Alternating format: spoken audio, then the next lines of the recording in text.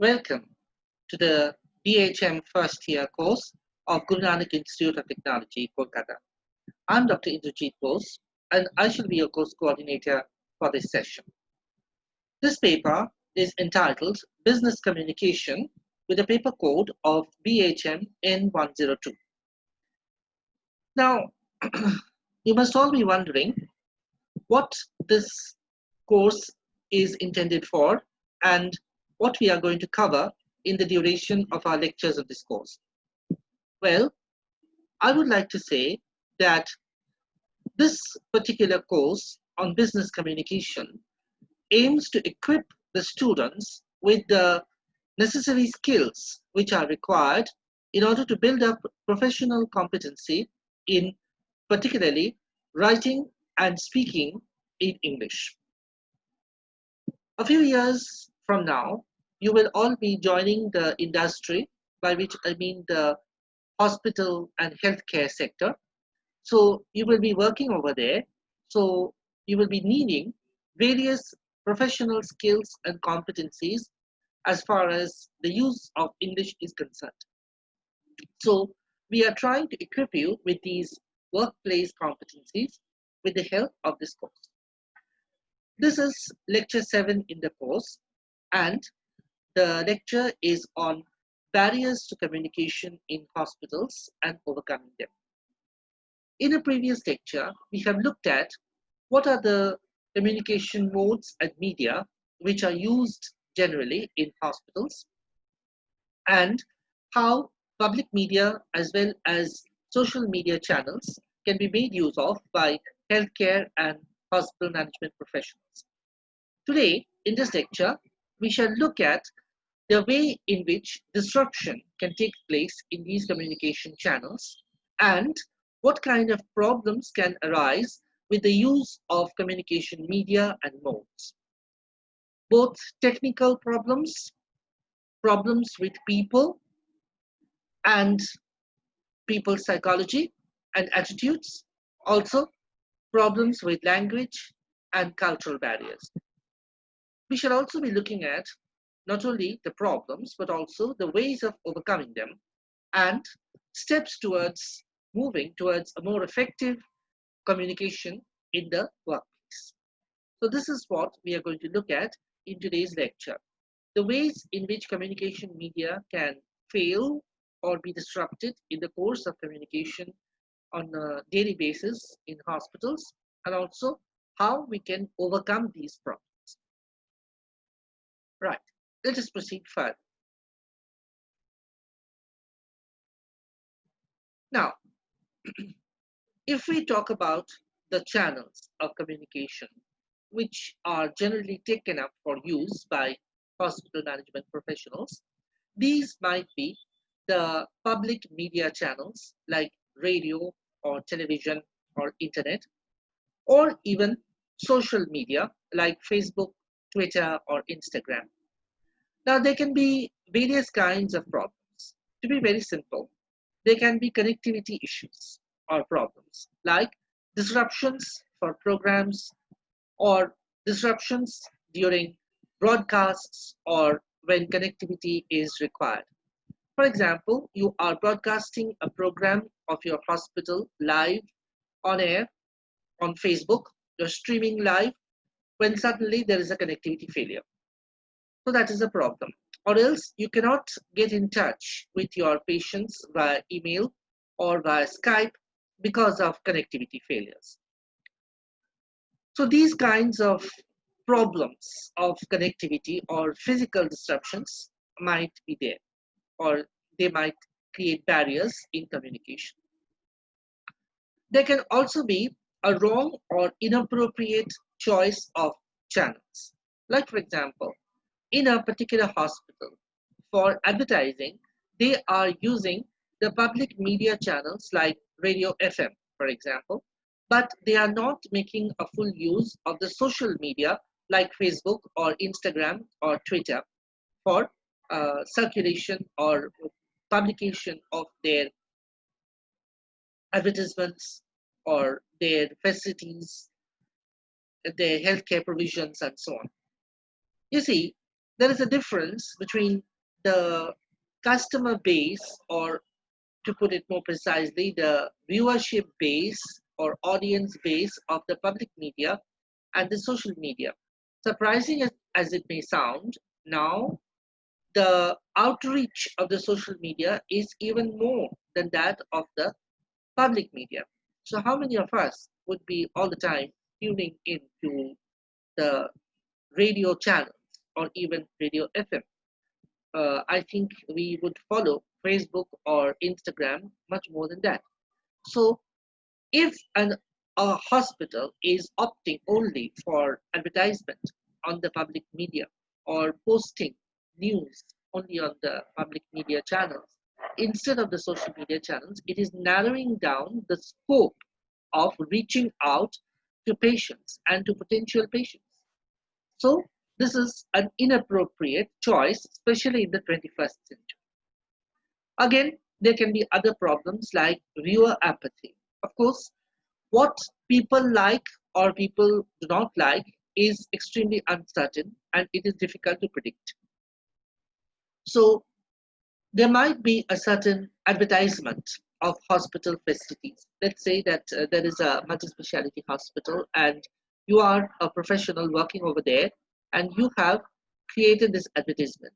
Now you have put it on air for circulation in the public media as well as the social media, but somehow people do not like that advertisement. So they are not opting for your hospital so much, or you are not getting a very good public response from your advertising campaign. So there can be viewer apathy as well. Or they can be, let us say that uh, this can happen by chance that your advertisement does not really reach out to the segment of the viewers for whom it is intended, or those who can be your potential patients or subscribers or customers in the future. So it is reaching out certainly, but it is reaching out to the wrong segment of the viewers or the population. So again, that would be a problem. Or it can be that the advertisement that is being aired or the content that is being broadcast on the media lacks substance. Or we can say that there is inadequate content in the advertisement. Or we can say that not all the facilities are properly described, or there are not enough photographs or images or videos to illustrate the kind of facilities that you have in your hospital. So again, that will have a poor response.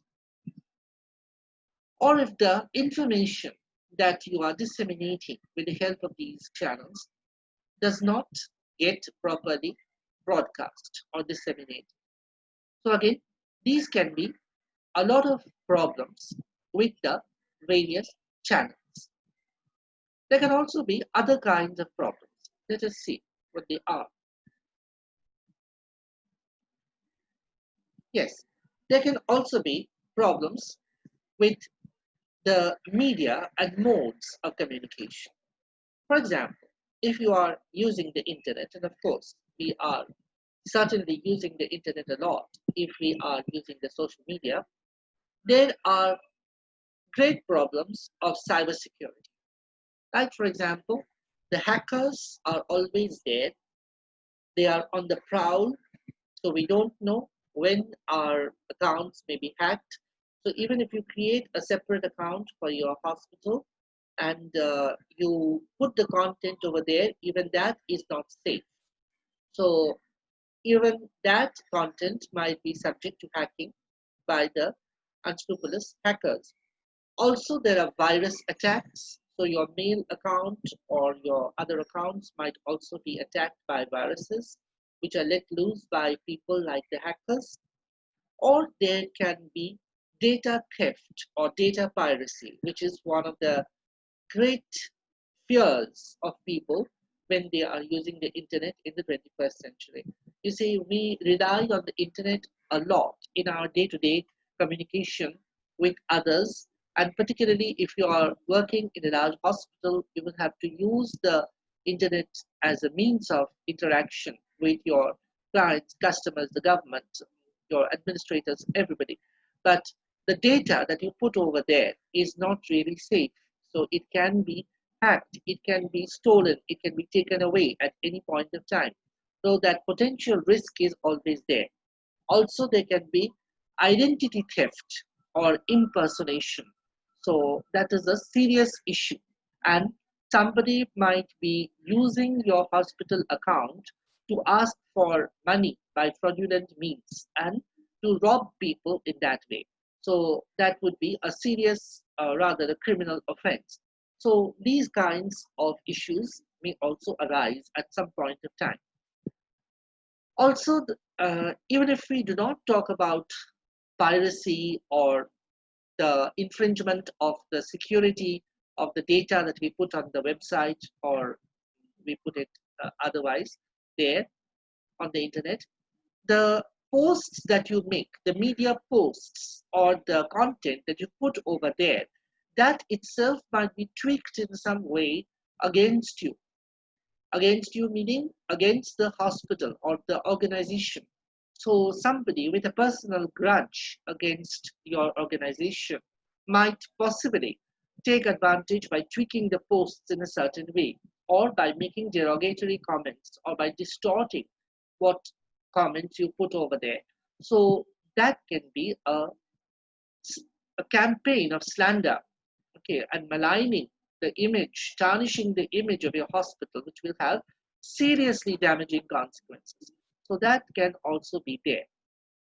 Also, negative comments and publicity of all kinds from disgruntled customers, patients who were not happy or satisfied with the kind of personal care and facilities that they have received in the hospital, adverse publicity by these people or by some media agents. So these patients might even be going to the media, and or they might make bad comments or nasty comments over there on the site, or highlight the shortcomings in a very derogatory kind of way. These kinds of adverse publicity may also be there. So the problem with using the internet is that it can also be made use of in various negative ways by unscrupulous people. So you have to be on your guard against that. Right. Apart from this, of course, there are problems of all kinds that arise from people. Now, people, of course, are, you know, our greatest resource. So even if you talk about the manpower or the staff of the hospital, you talk about the medical people, the doctors, nurses, other paramedics, all these people, or you talk about the patients, or you talk about the healthcare workers, or you talk about the administration. So they are our strength. But people are also our weakness in various ways, because they can also behave in various negative ways. They can be irresponsible, or they can be apathetic or indifferent, and they can spread information about the hospital which can have negative consequences. Or they can be poor communicators. Let us say that the person or persons in charge of the advertising campaign in the hospital. So let us say that they are hospital management professionals. So they have been put in charge of the advertising campaign. If they are not themselves good communicators, or if they cannot draft good advertisements or communicate well with others, then this will have bad consequences. This will have harmful consequences for the hospital itself and its media image. There can also be problems like lack of courtesy. We know that courtesy is one of the most important norms of etiquette in the corporate sector, and also in business and interpersonal communication. So if you are taking calls from your customers or your clients, if you lose your cool, or if you behave in an offensive kind of way, or if you make sharp or stingy remarks, then it can have very negative consequences. It can create a lot of problems. Or lack of etiquette in sending or replying to emails or in business telephony, so taking calls from customers, for example, or dealing with customers over the phone. This can have serious problems. This can create serious barriers in understanding. There can also be personality or attitude problems, whereby some people have an attitudinal complex and so they behave in negative ways with others or they cannot mix with others. So there are networking issues. One person has got various attitudinal complexes and problems, so is not able to go along well with others. Well, that will create problems in departmental work. Okay, so let's say that some people are like that and they are not very well able to cope with the work in teams. A lot of the work that is done in large organizations is obviously done through teamwork. And you have to carry on the work with the help of the support that you get from your team members. But there are many people who are unable, simply unable to work as members of a team, or they cannot delegate their responsibility properly to other people. They try to do all the work themselves. And also, sometimes there are people who are given responsibility in teams and they are unable to fulfill that responsibility properly. So, in any case, they are not functioning well as parts of the team, or the purposes and objectives of teamwork have failed in this case, we can say. Also, there are some employees who are simply unable because of lack of vision to understand the broad organizational mission and vision or the perspectives from which the healthcare sector is working.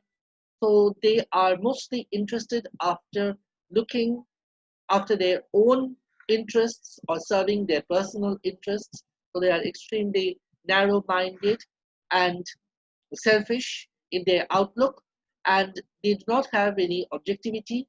They do not understand the broader objectives of the mission of caring for others, which is at the core of the healthcare sector.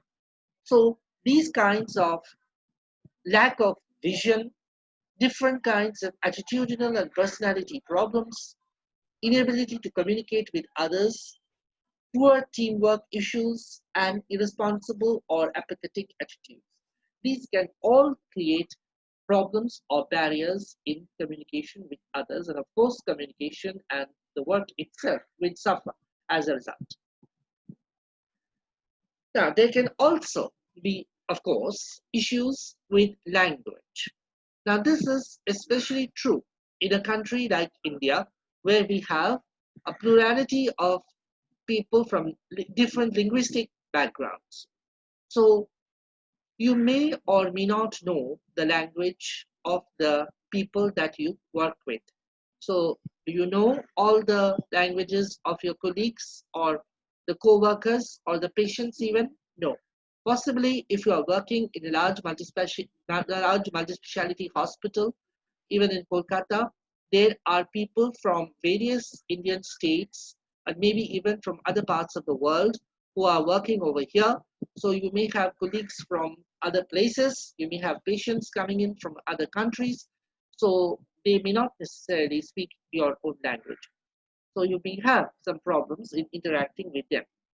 Also, if you are communicating in English, for example, if you are working in another place or let us say in another state, then naturally your language is different from most of the people over there. So you will probably be communicating either in English or Hindi if it is India. But if you are poor in communication in these languages, which is the lingua franca over there, then you will have or experience problems in communication. Also, there is the jargon of healthcare, of the medical sector, which you have to be fluent and conversant with, because this is likely to be used by doctors and other healthcare workers. So if you as a management professional are not very well conversant with this jargon, then you will not be able to explain things to your patients or other customers. So you have to act as an intermediary between the doctors and medical professionals and the general patients. So you have to know not only the language, but also the language of healthcare, the jargon of healthcare. So the use of language has to match with the needs and the requirements. Also, if you are a poor communicator or if you have problems with pronunciation, then you will have difficulties in making yourself understood. Now, I will share with you a case study over here. Let us say that there is a management intern or somebody who has graduated in hospital management, and this person is from a northeastern Indian state. He is from the state of Manipur. Now, he is a management intern and he is working in a hospital, a large multi-speciality hospital in Mumbai. Now, this person is from the Northeast, and let us say that he is fairly competent in communicating in English, but he has got certain pronunciation problems, as a result of which he is not very well understood by other members of the staff, those who are from Maharashtra or Madhya Pradesh or other Indian states. So in his daily work over there, he is facing difficulties. For example, when he conveys information regarding patient transfers or admission over the phone, it takes quite a bit of time for him to make himself understood before other people can understand what exactly is the information he is trying to convey. Now, this creates frustrating delays in his official work. Again, when he is interacting with doctors or nurses and passing on to them the information regarding the medical supplies like injections, medicines, and other supplies, again, it takes a bit of time for doctors and nurses to understand exactly what he is saying or to get the information from him. Again, in the meetings that he has to attend as management personnel, he finds it difficult to make himself very clearly understood at the very beginning when he is giving presentations regarding the administrative work that he is doing in the hospital. So it takes a bit of time for the people in admin or those in management to understand what he is trying to say. Now, what do you think will be the upshot of all this? This person is not a very bad communicator in English, but because of pronunciation problems, is difficult for him to be understood by other people, including colleagues, co-workers, medical professionals, and others in his day-to-day work in admin and in management. So it's going to be extremely difficult for him to cope with this situation for a long period of time unless he takes care of it. So this is one example or case study of language causing a problem or barrier which I wanted to share with you. Now, we shall explore further. There can also, of course, be culture as an insuperable barrier or problem. Now, you might say that how is this at all possible? Well, all cultures, of course, have certain points of similarity and difference. But what often happens is that if we are from a certain cultural background and we land up in a situation where there is a different cultural background or there is cultural heterogeneity, then we are often confused or there is a situation in which we are baffled as to how to react. Often what happens as a result is that the person who is from a different culture suffers from isolation, whether consciously or unconsciously, he or she is trapped in a situation where he or she is isolated gradually from the others and suffers from intense loneliness. Now, particularly in multicultural and multilingual countries like in the Caribbean or the West Indies, in 21st century Britain, in USA, these kinds of problems will often be more pronounced. Now, I shall give you or share with you another example or case study of this kind of problem in a multicultural environment. There is another Indian, a management employee, who is a graduate in hospital management from a reputed institute in Eastern India, and he gets a job as an employee in an American hospital in a big city of the United States. Now, he has no prior idea of living and working in an English speaking environment before this. So he goes off to the United States and joins work in that hospital in that big American city.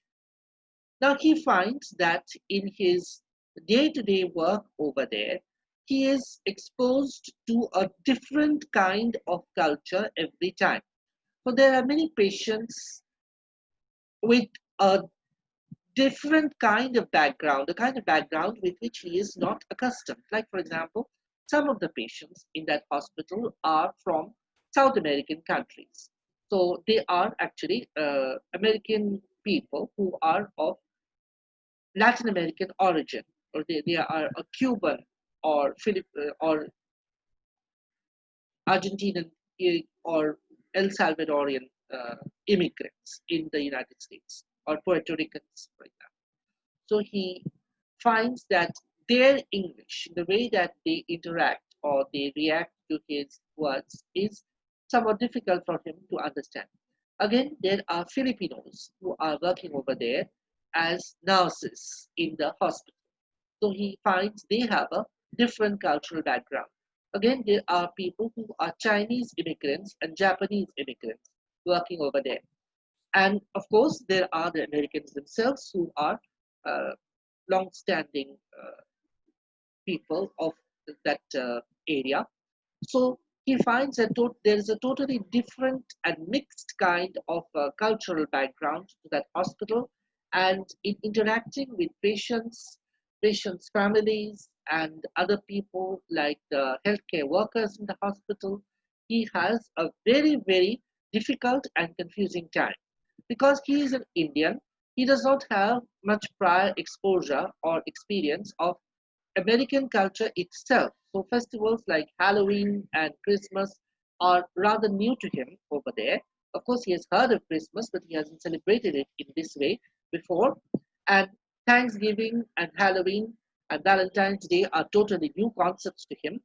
And also, there are these other cultural festivals of the people belonging to the Latin American countries, of the Filipino background, the Chinese immigrants, and so on.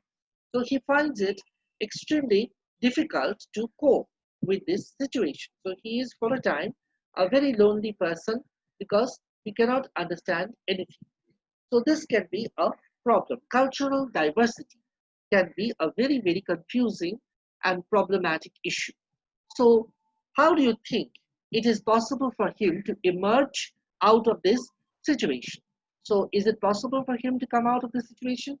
Yes, I think it is. So we will also explore the ways in which it is possible to come to terms with something like complex cultural diversity, or to find out a different cultural identity.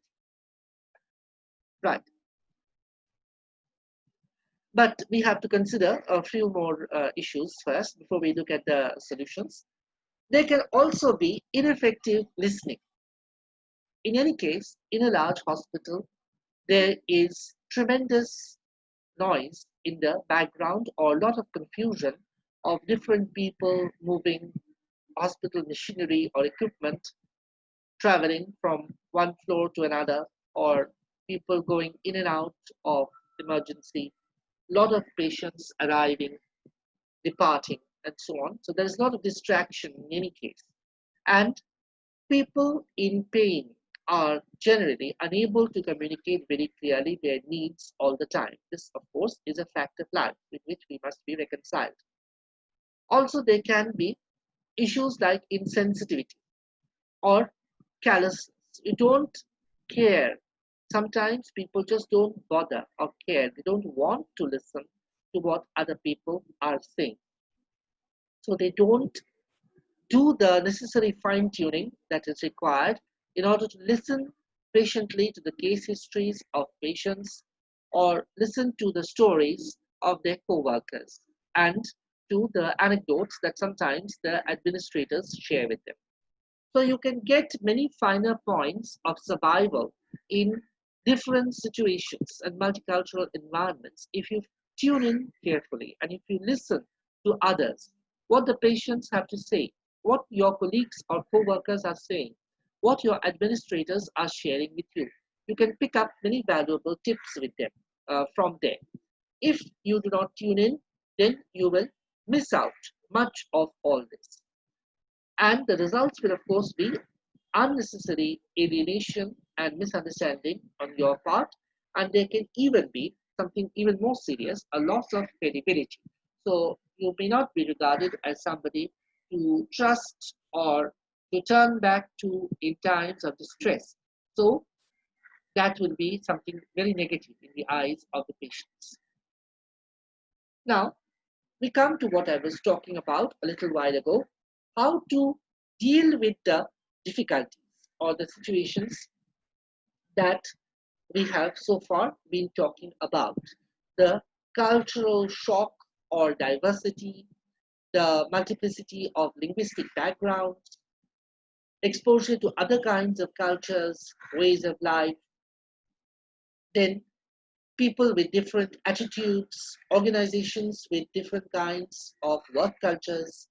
So how to deal with these difficulties? You see, difficulties and problems will necessarily arise in the course of our work. So we have to take the environment as something given. But we have also to tackle these difficulties or to deal with these difficulties in our own ways. So what ways can these be? First of all, what is very important is to be open and frank in accepting other cultures, other mores, or ways of life. So, embracing multiculturalism or being prepared to embrace multiculturalism as a way of life is very, very important. Be sensitive to other cultures, to other cultural groups, and abjure racism in all forms. Try to understand and empathize with others as far as possible. How will you do that? Listen. Give a sympathetic ear to what your patients are saying. Listen carefully to what your colleagues or other medical workers, what they have to say. Listen to what the administration is trying to say. Listen carefully to people's background and case histories. Also find out about other people's cultures, like what is their language? What language do they speak? What language do they speak at home? What is the language with which they are most comfortable?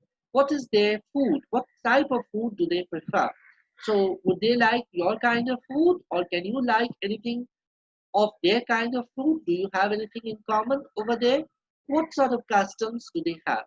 So again, are there any common customs? Do you share anything in common with them? What about their festivals? What do they do in their festivals? So how do they celebrate? So do you uh, want to participate in some of their festivals? So can you get a sneak peek into what festivals they have? So collect all these kinds of cultural notes as far as possible from your colleagues, co-workers, and patients in order to forge bonds of understanding and sympathy in a multicultural environment. So this is, I think, extremely valuable. Now, the language problems. Now, we have also talked about them. One of the ways of solving the problems in a multilingual background is, of course, to use a portable dictionary with you to turn back to in times of crisis. You can also turn to the internet, of course, on your computer or your smartphone in order to get the meanings of words if you are at a loss for the meaning at certain point of time or the other. But of course, you also should try to get acquainted as much with different cultural terms and expressions as possible. Take the help of your colleagues, ask and find out as far as is practicable. Also try to pick up the local language as much as possible because you don't know how useful that is going to be in your day-to-day work. So this is one way, or rather, these are some ways of solving the language problem. Again, if you are in an English speaking environment, or if you are in an environment where you have to use English most of the time and you have certain difficulties with speaking English or using English, then take special coaching by all means if it is required. You see, there is nothing to be ashamed of if you have to learn English at a late age or if you have to brush up your English skills, because this is a practical requirement and there is no age or limit to learning. So take special coaching or special classes, evening classes, online classes, whatever you need to brush up your skills. Work on your accent or pronunciation.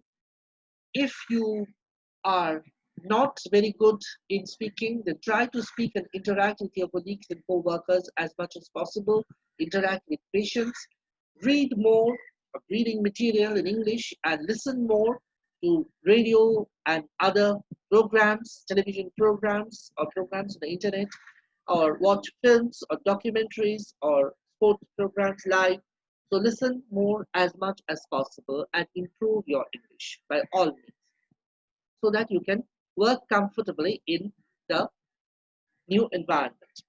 Try to build a positive outlook and avoid being isolated as much as possible. You have to try to win the trust and confidence of others.